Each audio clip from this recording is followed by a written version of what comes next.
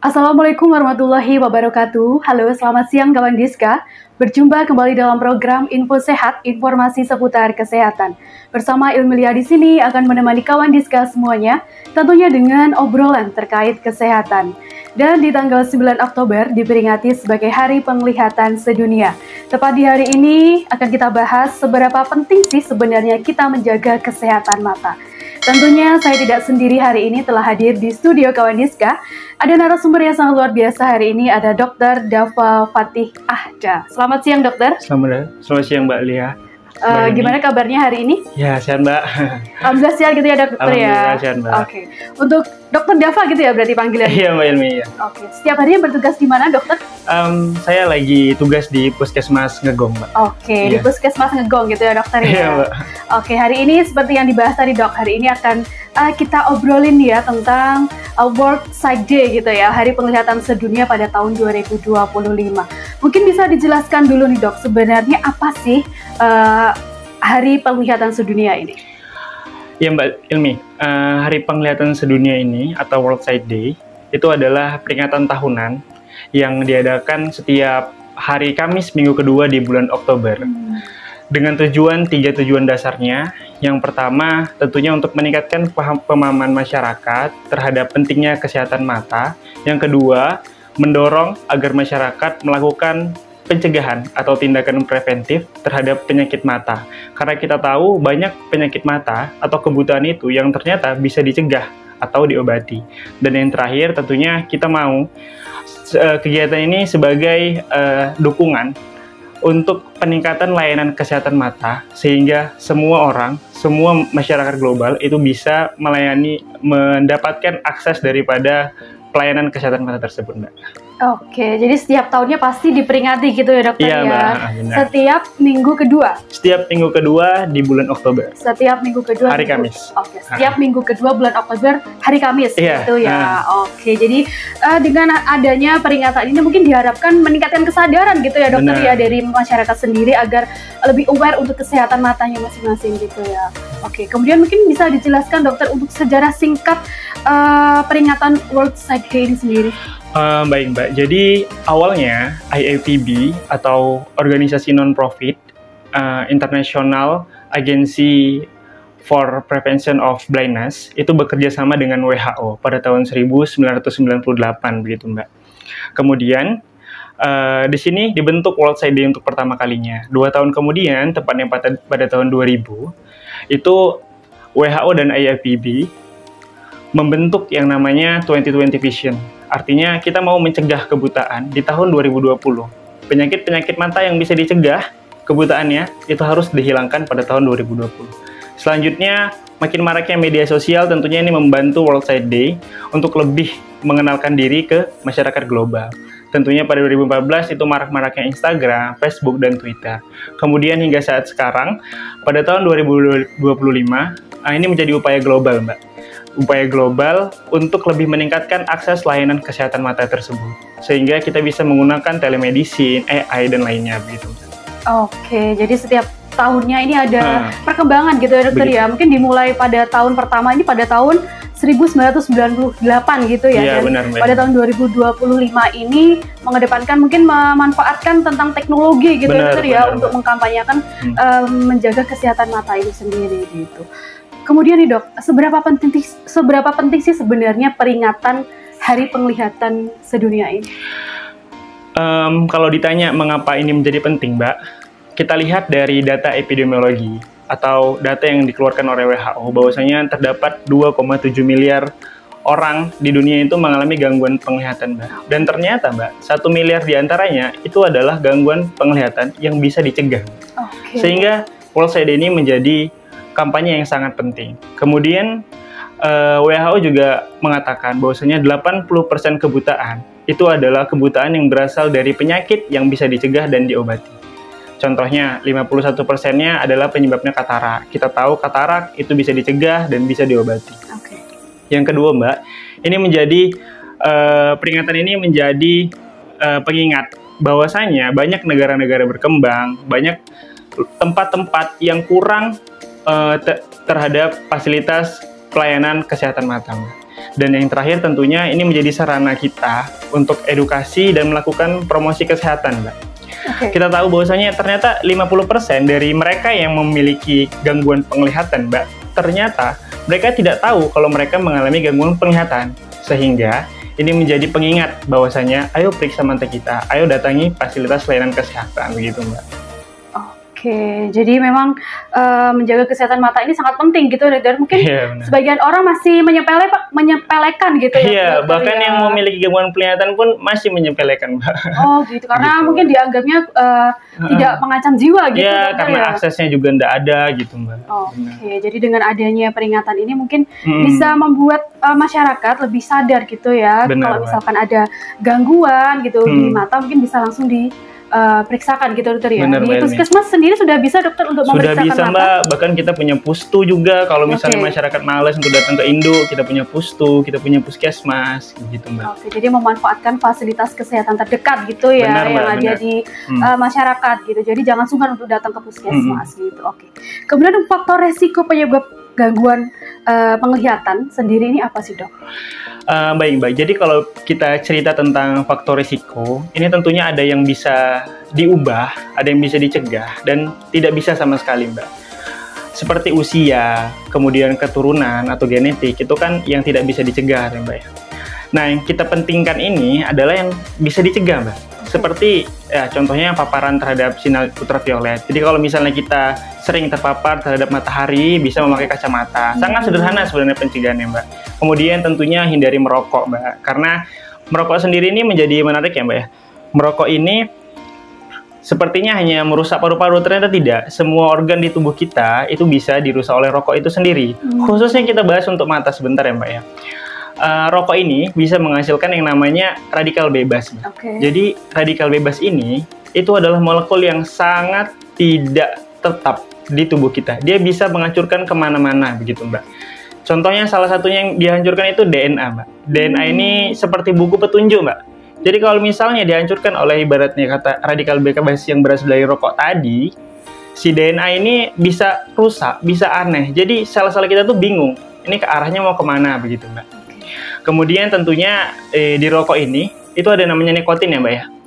Nikotin ini sifatnya vasokonstriktor, artinya dia menyempitkan pembuluh darah begitu, Mbak. Sehingga nutrisi atau si darah tadi itu tidak sampai ke sel. Selnya jadi kelaparan, ibarat kata jadi rusak begitu, Mbak. Dan terakhir dengan keadaan-keadaan tersebut akan terjadi namanya peradangan, Mbak. Ibarat kata peradangan ini adalah api kecil. Dia tidak langsung merusak, tapi lama-kelamaan dia bisa merusak sel mata, dan akhirnya si pasien atau si penderita itu bisa mengalami gangguan penglihatan hingga kebutaan. Dan yang terakhir tentunya jaga pola makan sehat dan olahraga.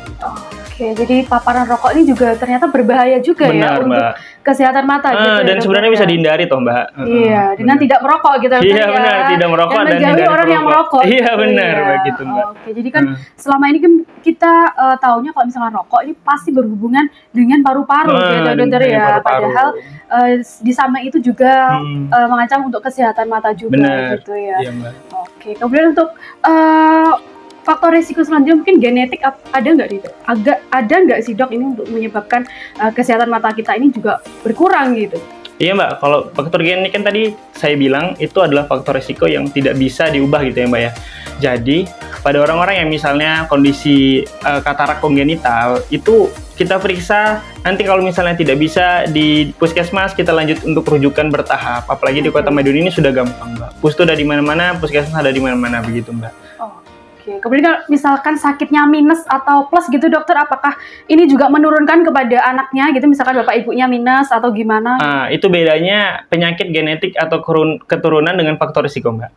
Kalau miopia itu namanya faktor risiko, bukan keturunan. Jadi belum tentu ibu dan bapaknya itu mengalami miopia atau rabun jauh, itu anaknya juga mengalami yang namanya miopia, Mbak. Jadi dia hanya faktor risiko. Artinya si anak tersebut itu mengalami 2 kali lebih tinggi untuk mendapatkan si miopia tadi, begitu, Mbak.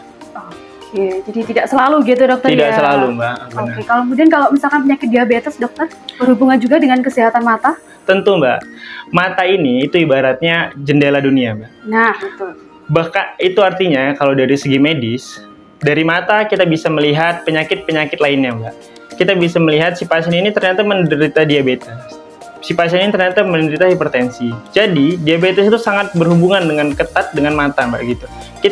Mata kita itu tidak bisa menanggung gula darah yang sangat tinggi, Mbak, sehingga ya nanti sel sarafnya jadi rusak begitu, Mbak.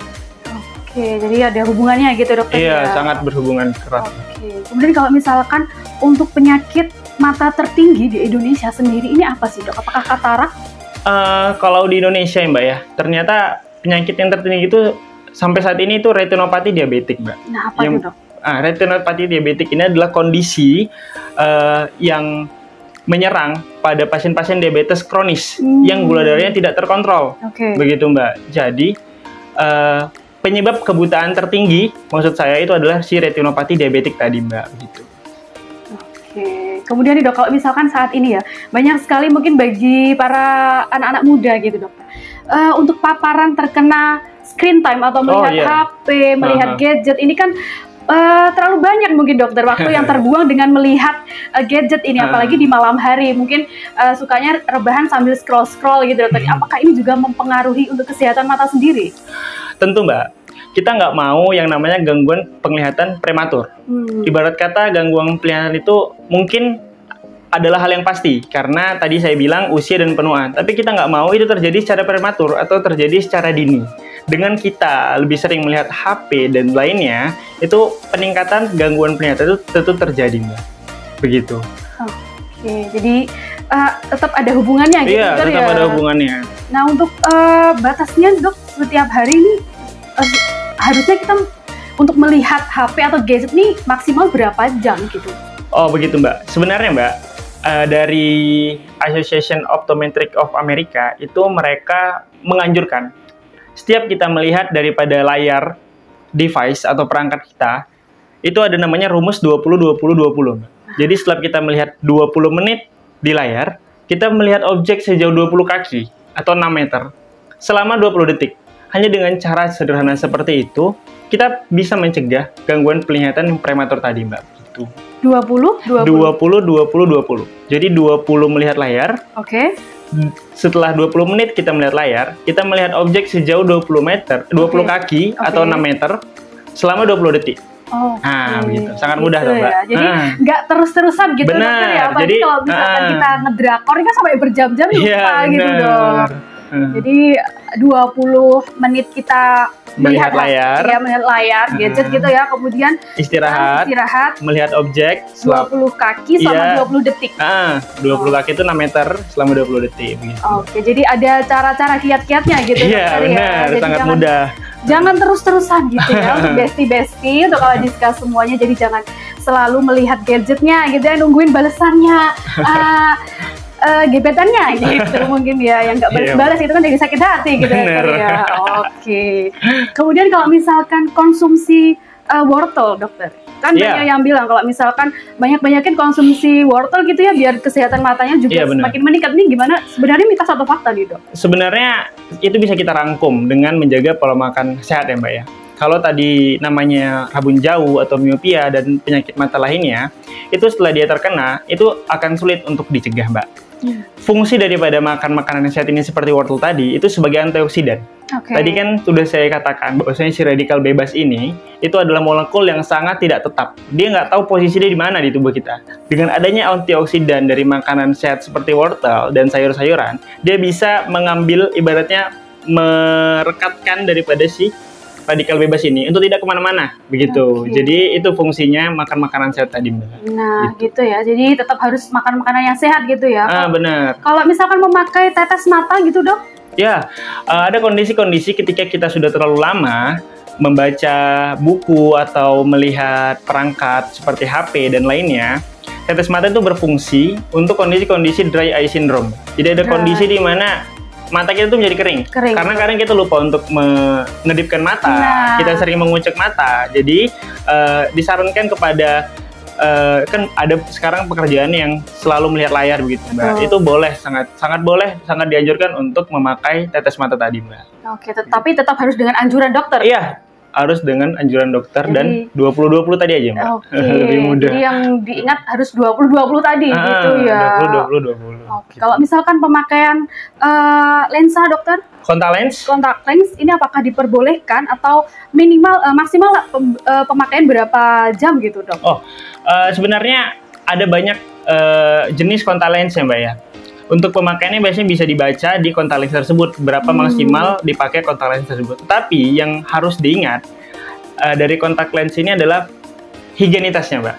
Betul. Setiap kita pakai, kalau misalnya memang sekali pakai harus dibuang, jangan dipakai lagi. Karena ibarat kata si bakteri atau virus tadi itu bisa nempel di kontak lensnya dan tentunya dia akan mengurangi cairan mata sehingga mata kita menjadi kering dan terjadi infeksi begitu, Mbak. Oke, jadi tetap yang utama adalah dijaga kebersihannya. Iya, higienitas gitu, kebersihannya begitu, Mbak. Higienitas dari produk tersebut gitu, dokter ya. Kalau misalkan cuma sekali pemakaian ya harus segera dibuang gitu, jangan dipakai sampai berulang.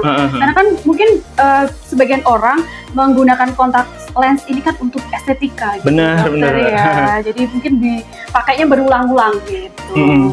Oke, kemudian Dok mungkin terakhir nih Dok, yang mungkin pesan yang ingin disampaikan untuk kawan Diska semuanya tentang materi yang telah kita bahas pada hari ini.